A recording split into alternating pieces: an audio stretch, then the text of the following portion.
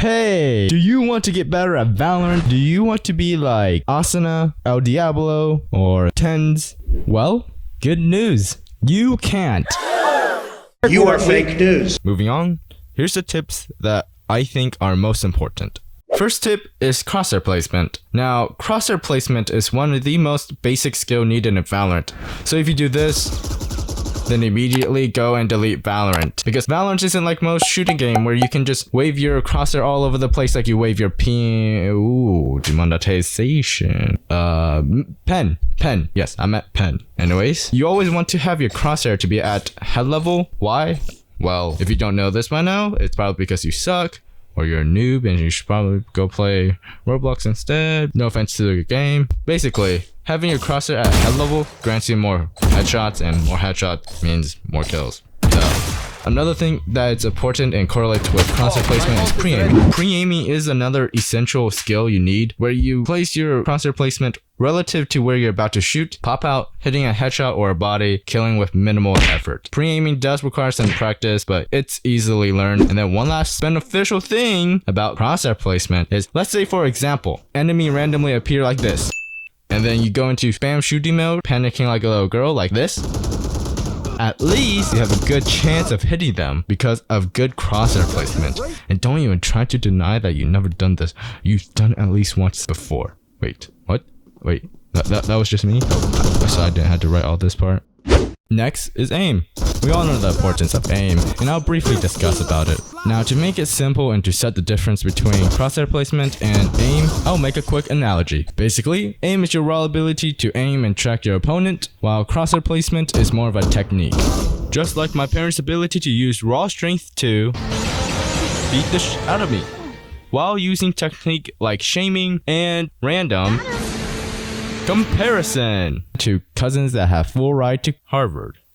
Like, come on, I could do that. Now, you may be saying, stop yapping and tell us how to improve our aim. I got you 2 common ways to improve your aim.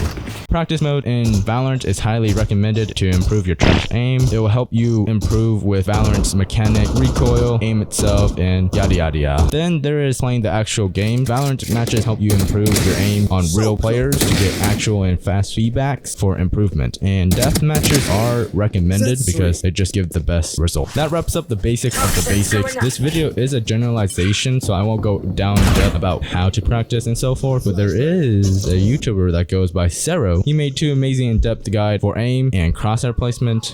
I left both links in the description. Go watch the complete guide about crosshair placement and then aim, but after you finish my video, right? The third tip is maining an agent. Now, maining an agent is a loose term for beginners. That's because beginners need to try many characters to find the right agent and role that suits their playstyle. Another reason why is being able to feel for a missing role and for those insta-lock duelists. And speaking of insta-lock duelists, let's start off with duelist. Duelist is the one with the utilities that allow them to play more offense aggressively and able to solo. Duelists generally are expected to make space for teammates to get on site and often get the most kills. This means duelists are best for people with exceptional aim. Next, we have sentinels. Sentinels playstyle are support. They play defensive and supportive. Well, I mean, it doesn't get any simpler than that. They have utilities varying from slowing down aggressive plays, playing map control, and watching for flanks. A sentinel is mostly responsible for providing support to the team, just like supports in CSGO, Fortnite, and etc. Initiators are duelist's best friend. The role and the utilities of initiators are to create openings and space when playing offensively, gathering info, and crowd control. Initiators don't usually play solo, they're more team players for more support, and like me, who should probably go get more friends for support too. However, there are initiators that are more supportive like Sova, and demi-duelists like KO. But of course, all roles can have exceptions. Lastly, we have controllers. Controllers' role and utilities are for controlling the battlefield with smokes and removing info from opponents. Controllers can play offensively and defensively very well. With their smoke, it gives safety to your teammates and fewer angles to check. Offensively and defensively, they can use their smoke to prevent enemy from pushing sides and just in general preventing your opponents from getting free peeks and swings. Practice. Whoa. Standing. Practice. Practice. The thing that everyone needs to do yet want instant gratification. See, practice in my opinion is the most important tip because with consistent practice, you'll build skill that power over talent. Now, practice is a very big topic, but I'll give you the general good things to practice. First is the range where you destroy bots in different modes like 100 elimination and hard mode.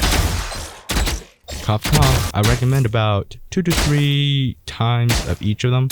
And of course you could do more. I'm not your dad yet. Then also 2 to 3 death matches helps a lot. I do keep talking about death matches. That's because death matches is just a really good mode to improve. Next, there is aim up. Some people say it's bad, while some say it's a massive improvement. I don't have an issue with it, and it can help with pure aim, so use it if you want to. Finally, just play a bunch of games. Doesn't matter if it's unrated, competitive. Playing the rounds just help you get a massive amount of experience and improvement. I do suggest competitive, and then a technique I suggest is spotting or rewatching your matches. You can use any recording software like OBS or Outlook. Finally is teammates and mentality. Oh, we're doing this? Pretty simple. Don't be a nuisance and your teammate will play a lot better. Talk about toxicity and rage quitters. It's understandable to be pissed if you're losing or have AFKs or whatever it is, but you should have the mentality of not giving up like many people have said. Drop your ego, not your elo. So just focus and have fun. Also, recently learned that try to be as positive as possible. I guess it's very important. To sum everything up, the things that you need to work on is crosshair placement, aim, agent, practice, and teammate. Could I have summed everything up and just made a YouTube short? Probably, but I didn't. That's the end of the generalization of how to get better. And of course, thank you for staring at the screen for 7 minutes, and subscribing is recommended for more content.